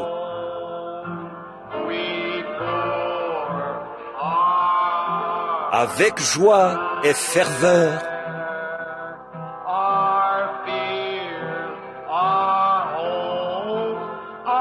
s'élèvent nos chants et nos vœux.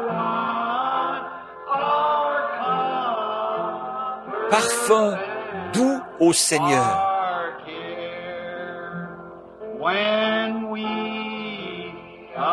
Si nous devons bientôt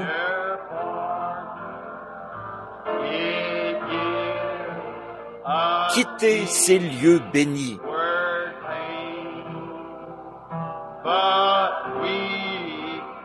nous nous retrouverons là.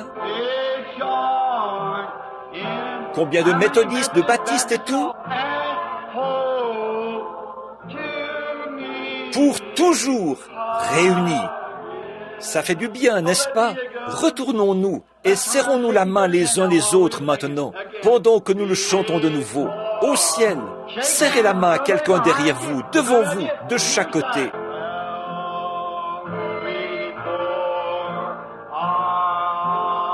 Dieu, avec joie et ferveur,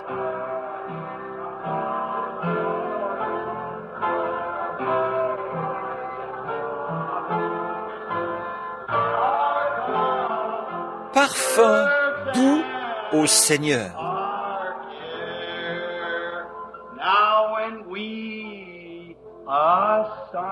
Maintenant, si nous devons bientôt, nous allons nous aimer les uns les autres. Quittez, vous voudriez que la réunion continue? Voyez, c'est ce que nous pensons. Lieu béni, nous nous retrouverons là-haut, dans l'unité, pour toujours réunis. Si nous ne nous revoyons plus ici, nous nous retrouverons en ce grand jour. Maintenant, Père, reçois notre adoration ce matin. Prends la parole et plante-la dans le cœur des croyants. Qu'il ne soit pas ballotté en haut aujourd'hui, en bas demain, mais que ces paroles trouvent leur lieu de repos dans le cœur de chaque croyant. De savoir que Dieu a juré par serment et qu'il y a deux choses immuables. L'immutabilité de Dieu, il est donc impossible qu'il monte. Ce qui donne aux héritiers de ce salut une ferme espérance, solide et sûre, une ancre dans l'âme, de savoir que Dieu nous a promis, par un serment, il a juré. D'un côté, il ne peut pas mentir, de l'autre, en plus de ça, il a juré, prêté serment, qu'il nous ressusciterait au dernier jour et nous donnerait la vie éternelle. sachant que, après que nous avons été appelés, il dit qu'il nous avait connus avant la fondation du monde et nous avait prédestinés à être ses enfants d'adoption par Jésus-Christ. Il nous a connus d'avance, il nous a appelés, et quand il nous a appelés, il nous a justifiés. Nous ne pouvons pas nous justifier nous-mêmes. Alors il nous a justifiés par la mort de son propre Fils. Ceux qu'il a justifiés, il les a déjà glorifiés. La parole a déjà été prononcée. Et nous sommes en route. Nous avançons en nous réjouissant sur le chemin qui nous conduit à la gloire. Donne la foi aux gens et que les petites habitudes et les choses qui sont accrochées aux gens, qu'ils s'en détachent ce matin par cette parole de Dieu qui est une encre de l'âme, solide et sûre. Qu'ils se détachent de leurs habitudes, de leur petite colère, et les choses qui les ont, comme Paul l'a dit, ce que nous verrons dans la prochaine partie du message, dans quelques jours. Rejetons tout fardeau et le péché qui nous enveloppe si facilement, pour que nous puissions courir avec persévérance dans la carrière qui nous est ouverte, ayant les regards sur le chef et le consommateur de notre foi, Jésus-Christ, qui a été tenté comme nous de toutes les manières, mais il n'a pas péché. Il a été permis qu'il soit tenté, mais il n'a pas cédé à la tentation. Et nous sommes tentés de pécher, mais jamais de céder. Parce que la vie qui est au-dedans de nous est l'encre de notre destination éternelle. Et nous considérons cela comme sacré dans notre cœur.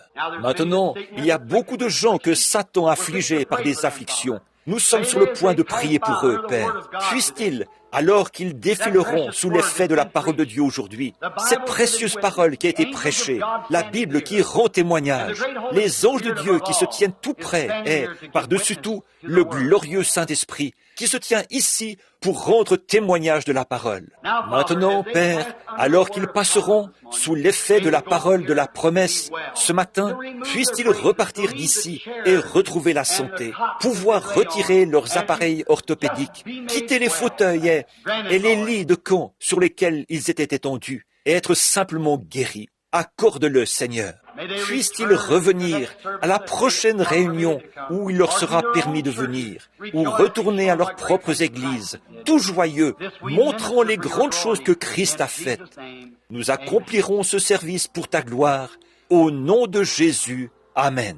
Je dois m'excuser pour une promesse que j'avais faite, que ce matin nous prendrions le chapitre 7, mais je n'y suis pas arrivé. Et nous devons consacrer un peu de temps ici à ceci, à la ligne de prière. Et alors, ce soir, si le Seigneur le veut, nous prendrons le chapitre 7 et nous verrons qui était ce Melchisédek. Combien aimerait le savoir? Oh, nous allons parler de lui, là, sans tarder, voir exactement qui il est. Et l'Écriture nous dit qui il est. Voyez, Scofield dit que c'était un sacerdoce. Comment cela peut-il être un sacerdoce sans commencement ni fin? Vous voyez, ce n'était pas un sacerdoce, c'était un homme, Melchisédek, un nom, une personne. C'est comme, sans vouloir manquer d'égard envers eux. Mais la science chrétienne déclare que le Saint-Esprit est une pensée, alors que la Bible dit « lui, le Saint-Esprit ». Lui est un pronom personnel. C'est une personne, pas une pensée, c'est une personne. Absolument. Et Melchisédek est un homme qui n'a eu ni commencement de jour, ni fin d'année. Il n'a eu ni père, ni mère, ni généalogie. Nous allons voir qui il est, si le Seigneur le veut, ce soir, par la parole. Aimez-vous cela? Oh, ta parole est une lampe sur mon sentier et à mes pieds. Oh, maintenant vous dites, frère Branham, je ne la comprends pas entièrement, moi non plus. Mais une fois, je prêchais dans le Kentucky. Je m'adresse aux nouveaux venus, aux catholiques et aux autres, qui ne comprennent peut-être pas tout à fait ces choses profondes et riches de l'Écriture. J'avais prêché sur la guérison divine. Une jeune fille, les pieds nus, avait amené, elle n'avait pas 15 ans, et elle avait un petit bébé qui avait la paralysie agitante. J'ai dit, qu'est-ce qu'il a, sœur, votre bébé? Elle a dit, il a la tremblote. Elle ne savait pas comment appeler ça, la paralysie agitante. Elle ne savait pas quel nom donner à ça. Cette petite n'avait probablement jamais porté une paire de chaussures de sa vie. C'était la chérie d'un homme. Elle avait de longs cheveux qui descendaient. J'ai dit, est-ce que vous croyez? Et ses petits yeux gris acier m'ont regardé. Elle a dit, ah oui, monsieur, pour sûr que je crois. J'ai pris le petit bébé, et pendant que je priais pour lui, il a arrêté de trembler. Ah, et cela s'est su, cela s'est su. Le lendemain, je chassais l'écureuil sur le flanc d'une montagne. J'ai entendu des hommes, ils étaient assis là en train de causer. On entendait le bruit d'une vieille scie. Je me suis approché discrètement. J'avais chassé l'écureuil. Ils parlaient de moi, assis là, chiquant leur tabac et le recrachant. Les feuilles voltigeaient comme ça. Ils parlaient de la réunion du soir précédent. L'un d'eux a dit, « J'ai vu ce bébé. Je suis passé par là ce matin. Il ne tremble pas, ce matin encore. » Voyez, il a dit, « C'était authentique, ça. » Et ils crachaient. Ils avaient des carabines appuyées contre l'arbre. Alors j'ai pensé qu'il était préférable de me faire connaître. Vous savez, et là-bas, ils ont des guerres de clans. Donc, je me suis approché, j'ai dit, « Bonjour, frère !» Le grand gaillard, c'était lui, semble-t-il, qui parlait. Il avait une chique de tabac dans la bouche, comme ça, tout au coin, comme ça. Et il avait un gros cou, long.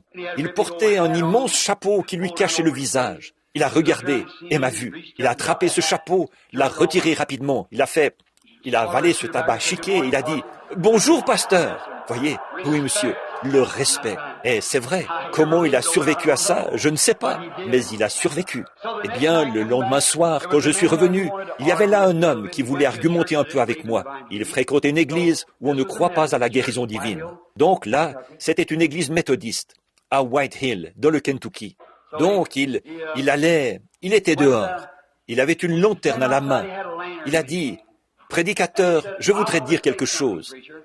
Je ne peux vraiment pas accepter ça, parce que je ne le vois pas. » J'ai dit, « Vous ne le voyez pas ?» Il a dit, « Non. » Il a dit, « Je suis moi-même malade. » Mais il a dit, « Je ne vois vraiment pas ça. » J'ai dit, « Où habitez-vous ?» Il a dit, « Là-bas, de l'autre côté, à Big Renox. » J'ai dit, « Eh bien, comment allez-vous rentrer chez vous ?» Il a dit, « Eh bien, je vais marcher jusque chez moi. » J'ai dit, « Pouvez-vous voir votre maison ?» Il a dit, « Non, monsieur. » J'ai dit, « Il fait terriblement sombre ce soir. C'est couvert. » Il a dit, « Oui. » J'ai dit, « Comment allez-vous faire pour rentrer chez vous ?» Il a dit, « En utilisant cette lanterne. » J'ai dit, « La lumière que la lanterne projette n'éclaire pas jusqu'à votre maison. » J'ai dit, « Comment allez-vous y aller ?» Il a dit, « Oh, je vais marcher en utilisant cette lanterne. » J'ai dit, « Voilà, c'est ça. Vous avez maintenant la lumière produite par la lanterne. Et chaque fois que vous faites un pas dans cette direction-ci, la lumière va continuer à éclairer devant vous. Si vous continuez à marcher, la lumière continuera à vous accompagner. Faites cela ce matin. Vous voulez Christ, le grand souverain sacrificateur, l'intercesseur pour votre maladie, pour vos infirmités ou pour votre âme. Vous ne comprenez peut-être pas, nous ne comprenons pas, mais nous avons reçu l'ordre de marcher dans la lumière, comme il est lui-même dans la lumière. Faites un pas dans la lumière, et quand vous aurez la lumière avec vous, la lumière va briller jusqu'au jour parfait. Elle va montrer le sentier devant vous. Et nous marcherons en suivant cette ancienne grande route. Je dirai partout où je vais que je préfère être un chrétien d'autrefois, Seigneur, plutôt que n'importe quoi d'autre. Vous avez déjà entendu ce vieux cantique? Il n'y a rien comme un chrétien d'autrefois qui montre l'amour chrétien. Nous marchons sur l'ancienne grande route en disant partout où nous allons, je préfère être un chrétien d'autrefois, Seigneur, plutôt que n'importe quoi d'autre. J'aime vraiment ça. Bien, maintenant nous allons prier pour les malades. Nous ne prétendons pas pouvoir guérir les malades. Si nous le prétendions, nous dirions quelque chose de faux. Chaque personne malade ici est déjà guérie. C'est ce que l'Écriture dit. C'est par ces meurtrissures que nous avons été guéris. Pas vrai? Chaque pécheur qui est ici, s'il s'en trouve un, vous avez été sauvés depuis le jour où Jésus est mort. Mais il ne faut surtout pas mourir, alors qu'ici l'occasion vous avait été offerte. Allez dans sa présence et essayez alors de l'accepter. Cela a été prévu pour maintenant. C'est maintenant même que vous devez l'accepter. Si vous allez au-delà du sang, alors vous n'êtes plus que... Vous êtes déjà jugé, parce que vous êtes jugé par la manière dont vous avez traité l'expiation du Seigneur Jésus-Christ. Voyez, vous vous jugez vous-même là. Donc, il a été blessé pour nos transgressions, et c'est par ces meurtrissures que nous avons été guéris. Donc, moi-même, je n'ai rien qui puisse vous guérir. L'Église, elle, n'a rien qui puisse vous guérir. La seule chose pour laquelle nous pouvons prier, c'est que votre foi ne défaille pas, que vous vous avanciez vers l'autel ce matin pour accepter Christ comme votre guérisseur, de même que vous l'avez accepté comme votre sauveur. Et sans quoi que ce soit, Dieu opère des miracles. Il montre de grands signes. Les aveugles, les sourds, les muets et tout sont guéris ici même, au tabernacle. Mais que cela se fasse ou pas, nous l'acceptons quand même. Souvent ces choses se font par suite de visions. Combien étaient présents il y a environ 3 dimanches ou 4, quand cet homme est venu ici? Il était aveugle et paralysé aussi, ou assis dans un fauteuil, le nerf de l'équilibre détruit. Et avant de quitter la maison, je l'ai vu en vision, qu'il y aurait là un homme aux cheveux foncés, grisonnants, que son épouse, une jolie femme d'une 60aine d'années, qu'elle viendrait en pleurant et qu'elle me demanderait de revenir prier pour son mari. Il était assis juste là. Et je suis venu. J'ai dit à certains de mes frères ici, observez ceci. Et quand nous sommes descendus devant l'autel, d'autres avaient prié. Après que je suis allé prier, je me suis éloigné, je suis revenu ici. Et sa femme s'est levée, et elle est venue exactement de la manière que le Seigneur l'avait dit. Les gens observaient pour voir si cela allait arriver de cette manière-là. Ça n'a pas failli du tout. Donc, quand il a marché, il se trouve que c'était un homme, le docteur Ackerman, de Birdseye dans l'Indiana, qu'il avait envoyé ici. Il est catholique et son fils est prêtre au monastère là, à Saint-Meinrad. Le docteur Ackerman est un de mes compagnons de chasse, et c'est lui qui a envoyé cet homme ici. Et le Seigneur m'a montré un homme aux cheveux noirs qu'il enverrait, mais je ne savais pas qui c'était. J'ai dit, était-ce le docteur Ackerman? Il a dit, oui, voyez. Et alors cet homme, j'ai dit, c'est ainsi dit le Seigneur. Je me suis approché et j'ai dit, monsieur, levez-vous. Il était aveugle et aussi ne pouvait pas, le nerf de l'équilibre était détruit.